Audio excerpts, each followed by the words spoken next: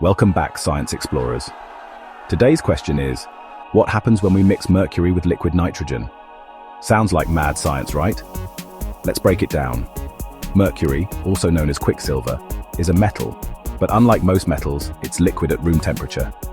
It's heavy, dense, and conducts electricity. Cool, right? But it gets even weirder when we cool it down. Liquid nitrogen is nitrogen that's been supercooled to minus 196 degrees Celsius or minus 321 degrees Fahrenheit. It boils at that temperature, which means it's always trying to vaporize and escape into gas form. It's used to freeze things instantly. So what happens when we pour liquid nitrogen into mercury? Here's the cool part, literally. As the mercury cools, it starts to freeze.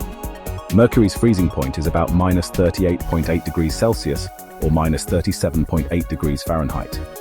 That's much higher than liquid nitrogen's temperature, so it doesn't just get cold, it solidifies. When mercury freezes, it turns into a silvery metallic solid, no longer sloshing around like a liquid. It even contracts a bit and becomes more brittle. Yep, you could shatter it if you drop it, just like glass. Now here's what doesn't happen. A chemical reaction.